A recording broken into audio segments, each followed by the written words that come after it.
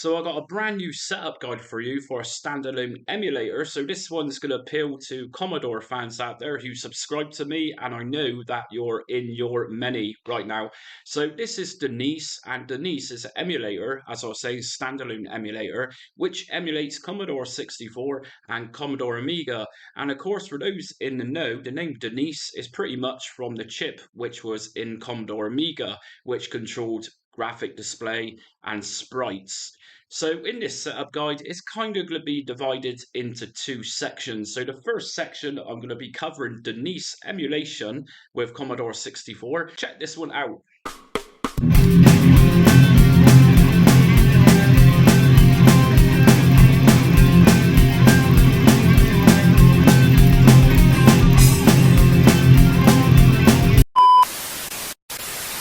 Okay, so before we start today's standalone Denise emulator setup guide, make sure you hit notifications, subscribe and like so you don't miss up-to-date content on my channel here, just Jamie, and I cover a whole range of retro emulated content. So we're looking at Denise then today, and like I said at the introduction, we're first going to start this with Commodore 64. So let's head over to the website itself, and this is SourceForge.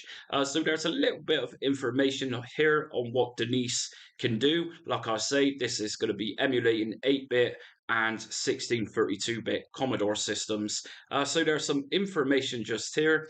And for Commodore fans out there, you'll notice that this supports REU, which is RAM Expansion Unit. It's also going to be supporting Commodore GRAM, Easy Flash, file extensions, Action Replay. The list is endless there. I mean, this is a really flawless emulator. And if we just go down just a touch, you're going to find a whole list of pretty much 5-star ratings from Commodore fans across the world who's highly rating this. So let's download Denise. Just press on download just here.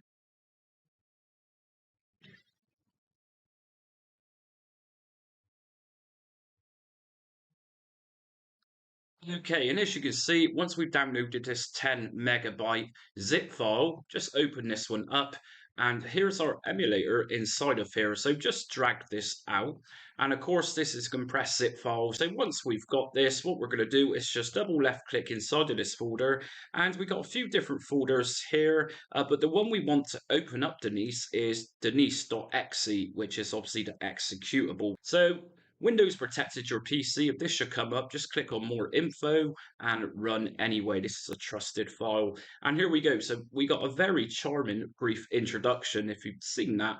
So here we go. We got a little panel at the top, C64 section, the Amiga section. We got a control section, edit section in options. So the first thing I'm going to do with this is treat somebody as though they're not sure about Commodore 64 game file extensions.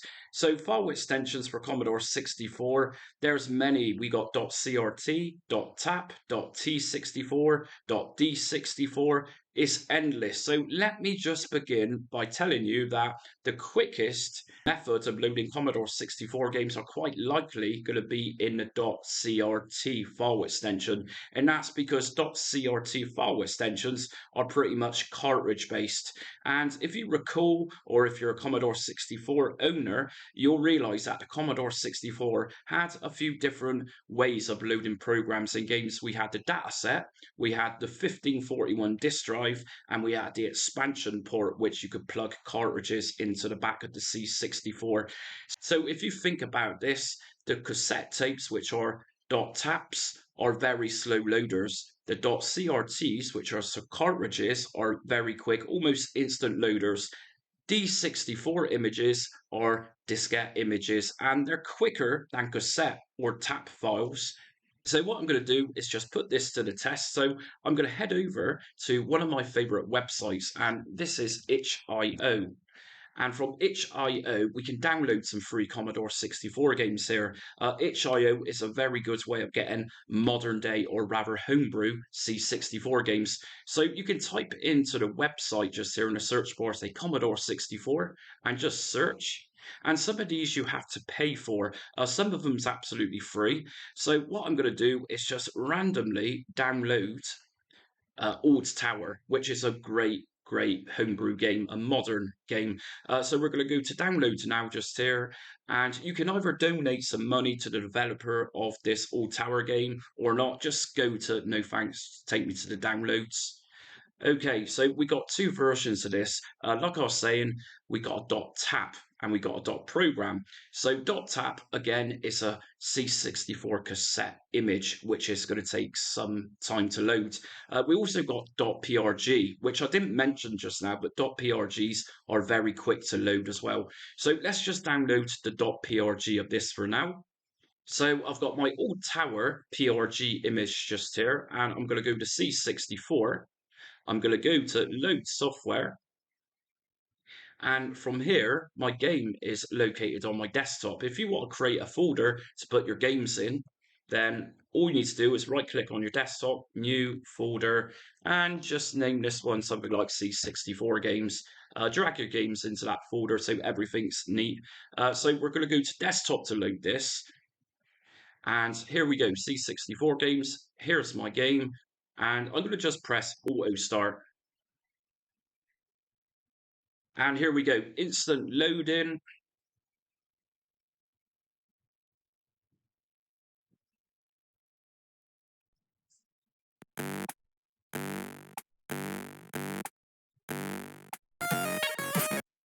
And I've had to stop this game because my controller isn't configured. So I'm using a Stadia Bluetooth controller for this. So what we're going to need to do then is actually go to control. And if you recall, C64 has two 9-pin ports for joysticks. The vast majority of C64 games were and still are programmed to operate from port 2. So what I'm going to do here is configure both of these. So I'm going to go to C64 port 1 to begin with, and I'm going to go to joypad number 1 and control again, C64 port 2.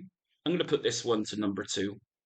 And I'm also going to go back to control again, and under control we can see C64 configuration. We can now see a series of different inputs. So as I say, I'm using my Stadia controller.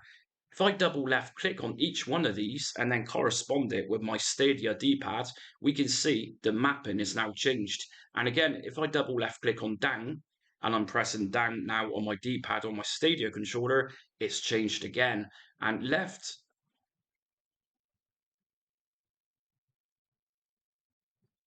and right, and button 1, and just add a button 2. So most C64 games would need probably a maximum of 2 action buttons.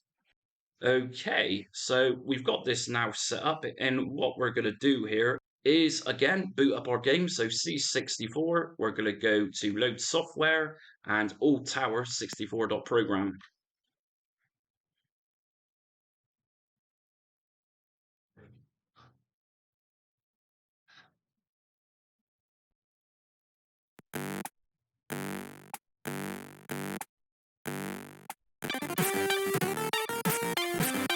And we're going to go to control C64 swap ports.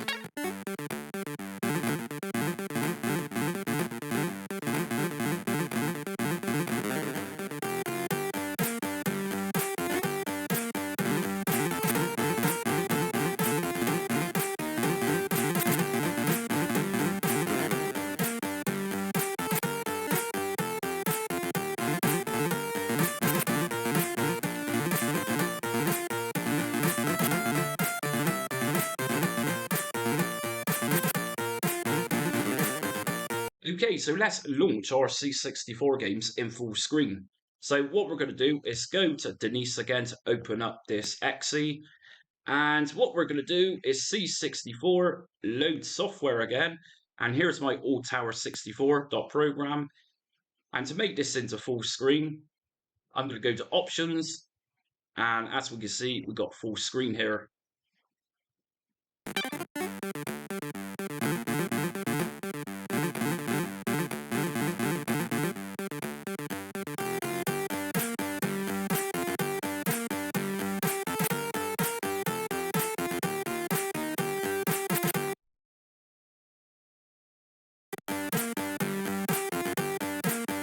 So also on Denise, for C64 side of Denise that is, we can actually make the games change different colors. For example, if you want to display set it a certain brightness, for example, we can actually do this in Denise. So to do this, all we need to do is go to Control, C64 configuration, and under presentation, you've got a whole host here to work with.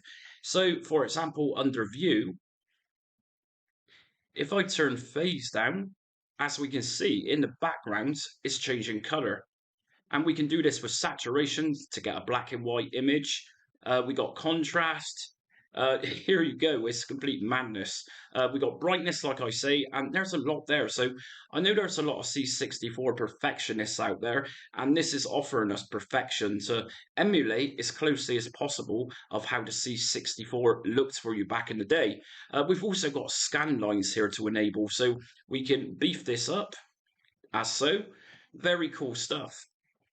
Okay, and the next part of this I'm going to be showing you is how to load a cassette image. So what I'm going to do is go back over to this website and I'm going to go ahead and download the .tap image of this. So if I go to downloads, here's my tap image. So my All Tower 64.tap is on my desktop. Let's just drag this into C64 games. And what I'm going to do is go back into Denise. And if I go to C64, I'm going to go to Load Software and select my tap, which let's remember that this is a cassette image. Now, traditionally, we'd have to type in commands for this. But as we can see, I've just asked this to play and it's now playing the C64 cassette image, the .tap image. Awesome stuff. So let's go to C64 and we got a couple of options: soft reset, hard reset. Now we can get rid of everything out of memory by pressing on hard reset, which is what I'm going to do. I'm going to head back over to this itch.io website. Let's grab a D64 image for this. So obviously, like I said at the start of the video somewhere, D64s are representing diskettes. So I'm going to search for a disk image. Okay, so after some searching on itch.io, I couldn't find a D64, so I'm using my own D64, and this is CJ in the USA. So what I'm going to do is open up Denise again, and if I go to C64, what we're going to do is go back down to load software, and it's still on my desktop. I've not dragged it into that C64 games folder I've created. C64, here we go. CJ in the USA, double left click, and again, this is instantly loading. We don't have to put commands in for this. Now, of course, traditionally using a real Commodore 64 disk drive, your commands are here, load, followed by asterisk. Number 8 represents the drive, and so on. So in terms of playing our games, different file extensions, Denise is really offering the ability for newcomers to the C64 to avoid these type of commands. So it's perfect in that sense. Okay, and a couple of things to finish off with C64 and Denise. If we go to data set just here at the top, we can actually use this as a real data set. So like I said just a minute ago, Denise on the C64 side of things will actually automatically load our cassette images, but we got the choice there to use playing tape, stop tape, fast forward, etc. We've even got tape reset counter just there. So let's go to insert my .tap. So insert, and my .tap game is still in my C64 games folder, and here it is. So this is now inserted, and I'm going to type out my command to load this in. So simply type load, and if I press enter, it's saying press play on tape. So if I go back to dataset, tape play, and here we go. And if we go back to dataset again, we got all these options. So there's particular C64 games where you have to stop the game and rewind or fast forward the game. We've even got, like I say, the tape reset counter just here.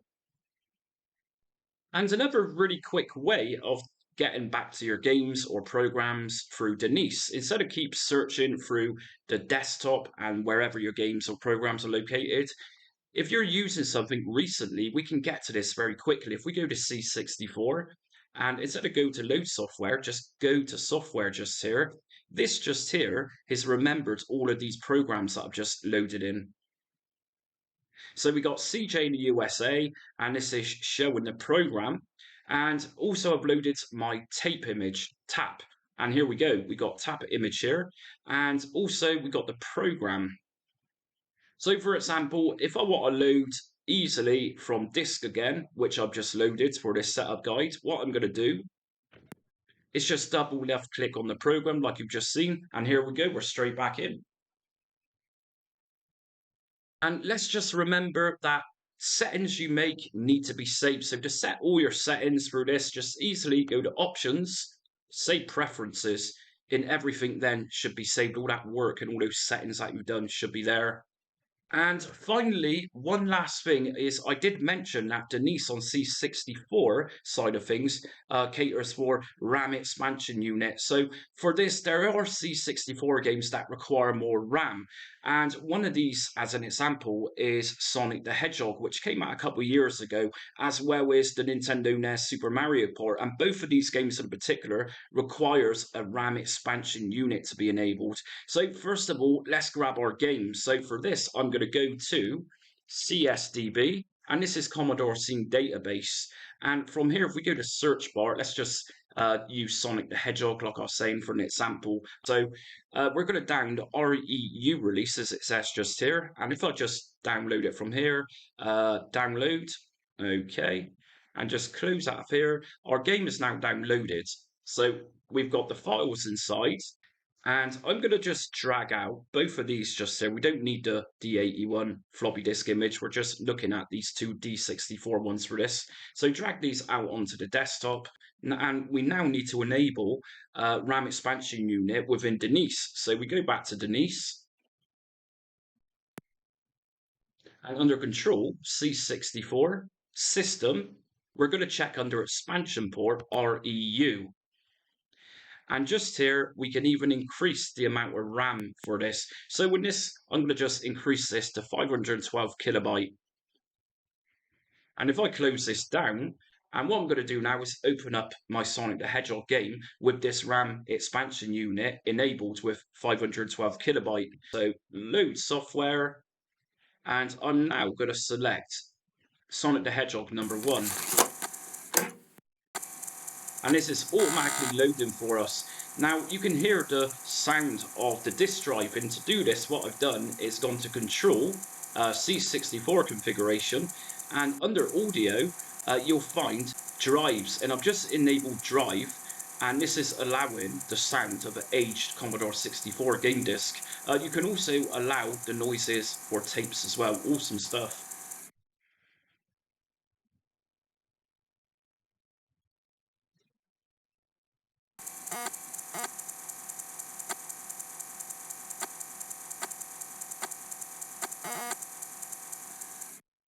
And as you can see, it's asking us to insert site 2 and press bar. So we're going to add the second disk for this by going to C64, load software. And for disk 2, I'm going to just press on this one like this and go down to insert. Awesome stuff. Now this is inserted, I can press fire.